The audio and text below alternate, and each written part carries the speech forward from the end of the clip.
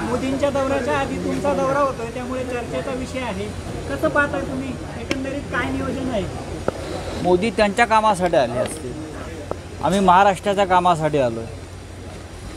विधानसभा निवडणुकांची तयारी सुरू आहे आणि अर्थात जळगाव किंवा बाजूचे दोन्ही जिल्हे, या जिल्ह्यामध्ये तयारी महाविकास आघाडीची, शिवसेनेची, त्याची साधारण माहिती घेण्यासाठी, कार्यकर्त्यांना भेटण्यासाठी मी आलो आहे. आता उद्यापासून प्रत्येक विधानसभा क्षेत्रामध्ये मी जाईन. काही मेळावे आहेत, काही बैठका आहेत. आज सकाळीच महाविकास आघाडीची एक बैठक झाली आणि त्या बैठकीत सर्व प्रमुख नेते होते. आज खरं म्हणजे आम्ही जागा वाटपासंदर्भात चर्चा करणार आहोत. पण काल बदलापूरला जो प्रकार घडला, लहान मुलींवर जो अत्याचाराचा प्रकार घडला, त्यानंतर आम्ही ठरवलं की आपण महाराष्ट्रातल्या सध्याच्या स्थितीवर बोलावं.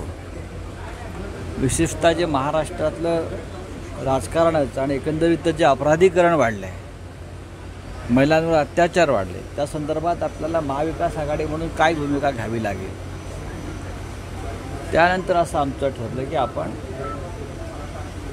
महिलांवरील अत्याचाराचा आवाज अधिक बुलंद करण्यासाठी 24 तारखेला महाराष्ट्र बंदची हाक द्यावी आणि 24ला आम्ही महाराष्ट्र बंद करतो आहे. महाराष्ट्र बंद पूर्णपणे 24 तारखेला होय. 24 तारखेला महाराष्ट्र बंद महाविकास आघाडीतर्फे, तशी आज सकाळी आम्ही घोषणा केलेली आहे. त्याची तयारी सुरू आहे. साहेब, तुमचा हा जो दौरा आहे, जनरली त्या दौऱ्यावर जर आपण एक नजर टाकली, कधी काळी तुमच्या सहकारी असलेल्या मतदारसंघामध्येच तुम्ही जोरदार शक्तीप्रदर्शनच म्हणता येईल. कारण तुम्ही आल्यानंतर एकंदरीत शिवसैनिकांमध्ये उत्साहाचं वातावरण आहे.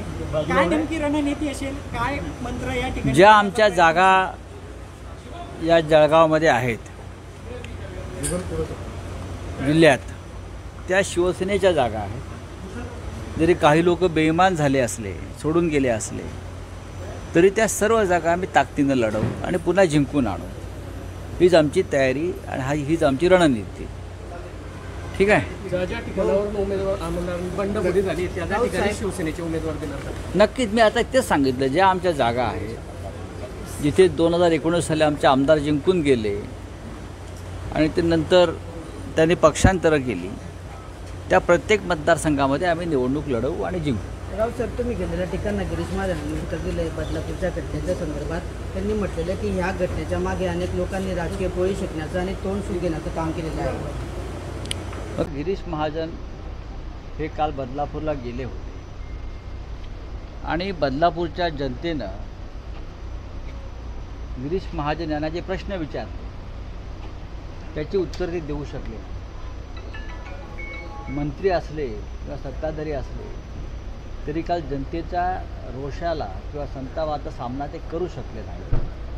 आणि जेव्हा जनतेशी सामना केला जात नाही, तेव्हा मग विरोधकांचा हात आहे, विरोधकांचं कारस्थान आहे, विरोधक राजकीय पोळी शेकत आहेत, अशा प्रकारचे आरोप करायचे त्याला काय अर्थ नाही. तुम्ही मंत्री आहात, तुम्ही सरकार आहात. तुमच्या राज्यामध्ये जर महिलांवर अत्याचार वाढले असतील, लहान मुलींवर बलात्कार होत असतील, तर तुम्ही जबाबदारी घेऊन त्याग केला पाहिजे सत्तेचा. तुमच्याकडे काहीच राहिलं नाही, फक्त देवेंद्र फडणवीस यांच्यावर टीका करायची, राजीनाम्याची मागणी करायची. कारण देवेंद्र फडणवीस यांनी महाराष्ट्राची वाट लावली. बोला, देवेंद्र फडणवीस आल्यापासून महाराष्ट्र बदनाम झाला, महाराष्ट्राची वाट लागली, महाराष्ट्राचं राजकारण गढूळ झालं, विषारी झालं.